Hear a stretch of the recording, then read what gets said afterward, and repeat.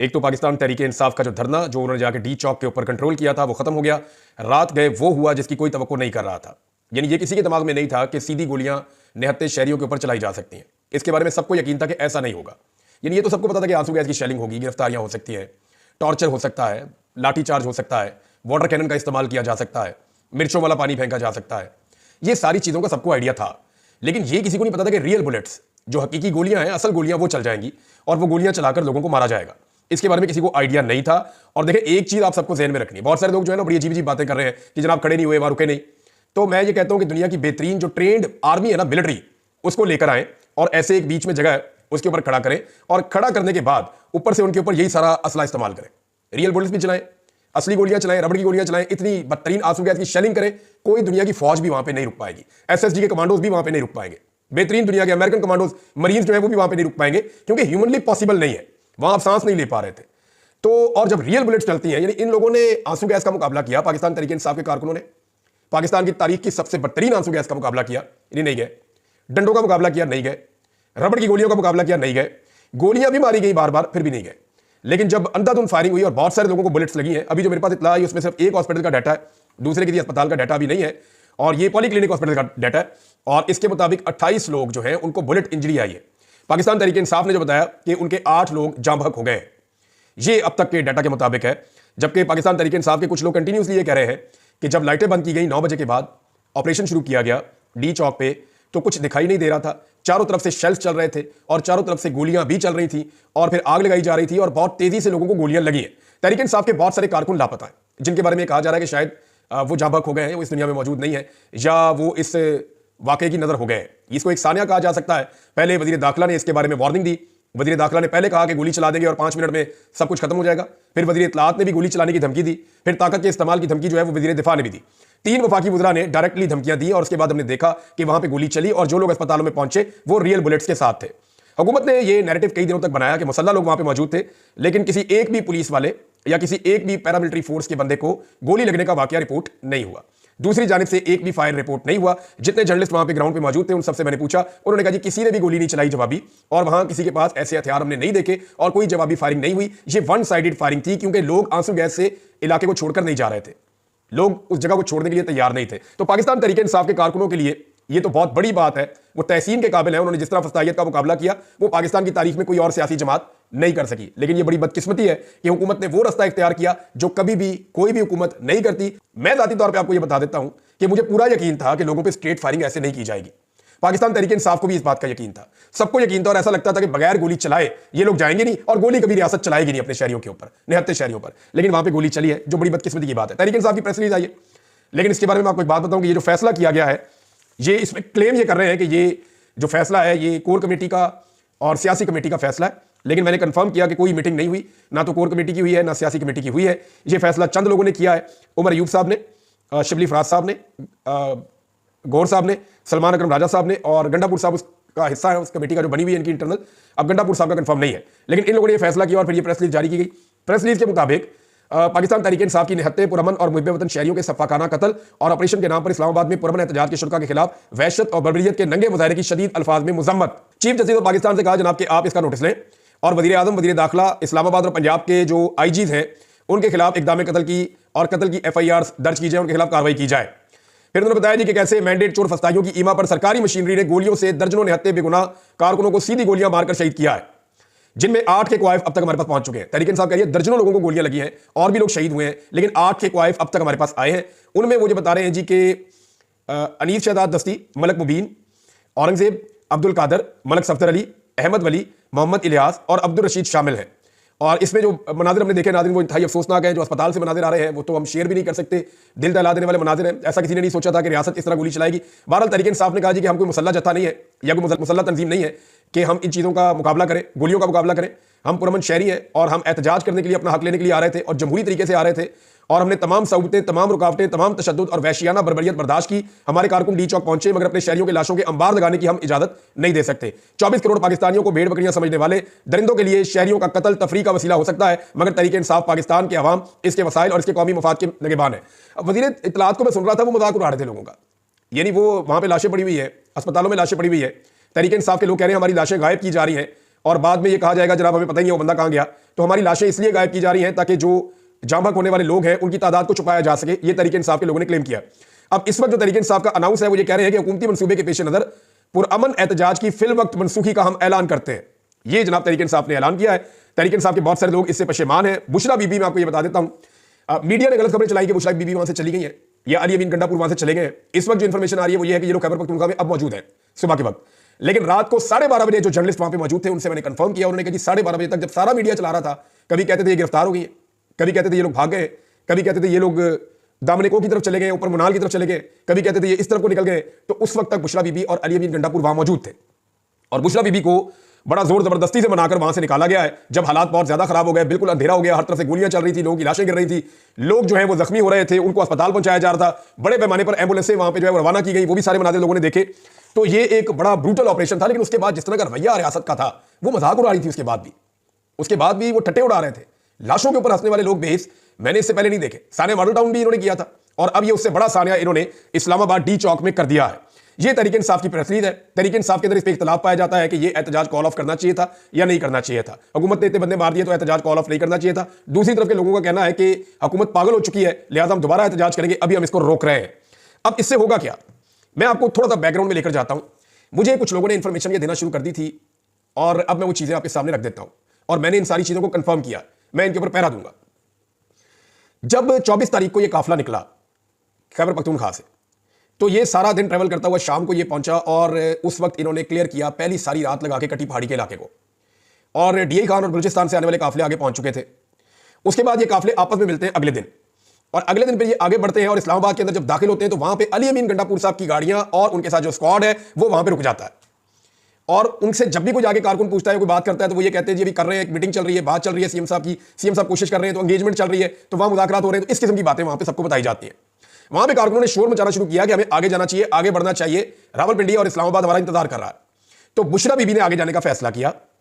जो अहमद खान न्याजी है, जो इमरान खान साहब के रिश्तेदार भी आपने देखा, उनकी सिक्योरिटी भी उनके साथ साथ होते थे, पोनी उन्होंने बांधी होती थी।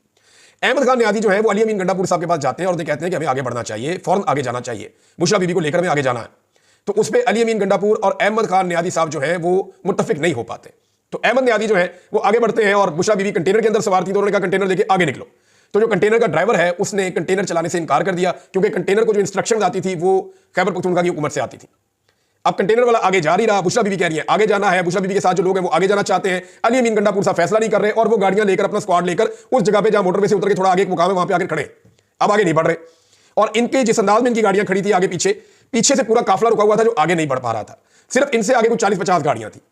बहरहाल अहमद न्याजी ने जबरदस्ती जो कंटेनर था जिसके अंदर सारा वो जलसागाह की जगह बनी हुई थी ऊपर, जिसमें बुशरा बीबी थी, उस कंटेनर के ड्राइवर के साथ जबरदस्ती की और उसको ये कहा कि फिर हम खुद ही गाड़ी चला लेंगे। बहरहाल मजबूरन वो कंटेनर फिर आगे बढ़ा।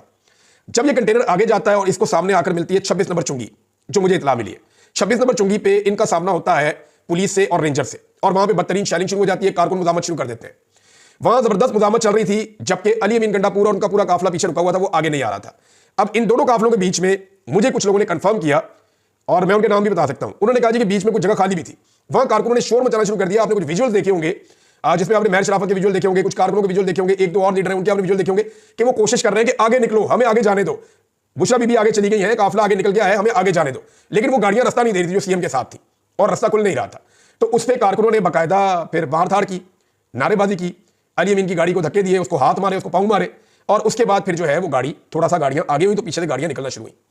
इतने में बुशरा बीबी और पीछे से अलीमा खान साहबा और उनके साथ कुछ और रावलपिंडी के लोग आए और उन्होंने आके उस तरफ से और बुशरा बीबी के साथ जो लोग थे उन्होंने इस तरफ से ये 26 नंबर चुंगी को खाली करवा दिया।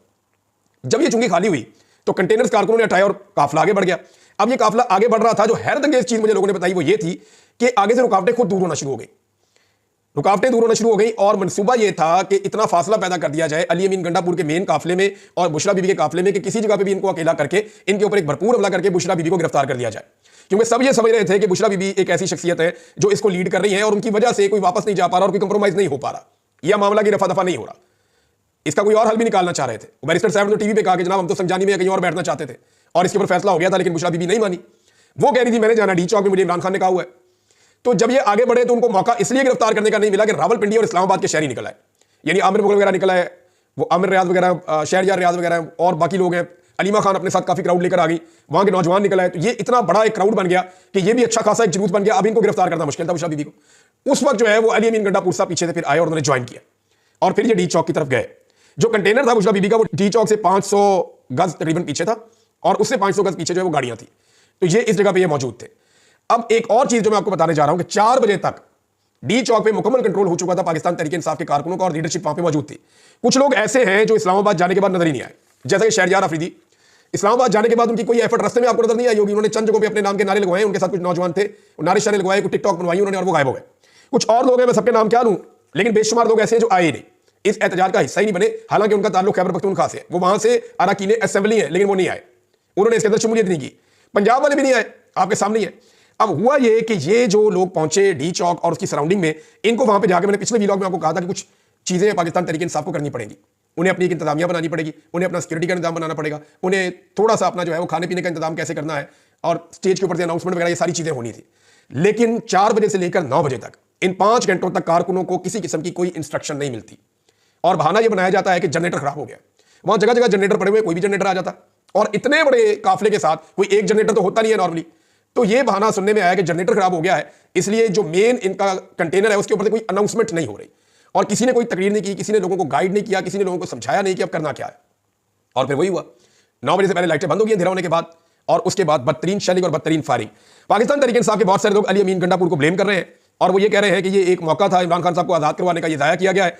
बहरहाल इसमें कुछ चीजें और हुई हैं, वो मैं आपके साथ मजीद आगे बढ़ के आहिस्ता आहिस्ता शेयर करता चला जाऊंगा। लेकिन 12:30 बजे तक बुशरा बीबी और अली अमीन गंडापुर वहां पे मौजूद थे, और ऐसे हालात में जो है वो मैं आपको फिर बता रहा हूं कि कोई ट्रेंड मिलिट्री भी वहां पे नहीं रुक सकती। जिस तरह के हालात लोगों के लिए पैदा कर दिए गए थे, बहुत सारे लोगों को गिरफ्तार कर दिया गया, बहुत सारे लोगों को गोलियां लगी हैं, और बाकी लोग जो है, क्योंकि लीडरशिप जब वहां से चली गई तो बाकी लोग भी फिर खैबर पख्तूनख्वा के लिए निकल गए। बेशुमार गाड़ियां, यानी क्लेम कर रहा है मीडिया के 100 के करीब गाड़ियां जो है वो तोड़ दी गई हैं, उनको बुरी तरह नुकसान पहुंचाया गया है, और वहां पर जितनी चीजें पहुंची थी, कंटेनर को भी आग लगा दी गई है, और एक अजीबोगरीब वहां पर माहौल बना हुआ था इस्लामाबाद में। अब उस सारी चीजों को क्लियर किया जा रहा है। तहरीक इंसाफ के कारकुनों ने नो डाउट एक अज़म की और हिम्मत की दास्तान रकम की है, इससे उनका हौसला बढ़ेगा, इससे कम नहीं होगा। और ये उनके लिए बड़े दुख की घड़ी है, क्योंकि बहुत सारे लोग लापता हैं, बहुत सारे लोग जो हैं वो जख्मी हैं, उनकी शहीद हुए हैं बहुत सारे लोग, और ये सारी चीजें उनके लिए एक तकलीफ दे मौका है पाकिस्तान तहरीक इंसाफ के लिए। लेकिन इस पॉलिटिकल पार्टी ने जो किया है, इससे पहले कोई और पॉलिटिकल पार्टी इस लेवल का दबाव बर्दाश्त नहीं कर पाई। आलमी सतह पर बड़ा शदीद दबाव आ रहा है। डोनाल्ड ट्रंप की टीम का हिस्सा है, जो यूक्रेन के हवाले से सारे मामलों को देखेंगे। डोनाल्ड ट्रंप की कोर कमेटी का मेंबर है, उनकी भी ट्वीट आई, उन्होंने कहा जनाब कि ये जो हो रहा है पाकिस्तान में वो ऐसे ही हो रहा है जैसे अमेरिका के अंदर कंट्रोल करने की कोशिश की जा रही थी।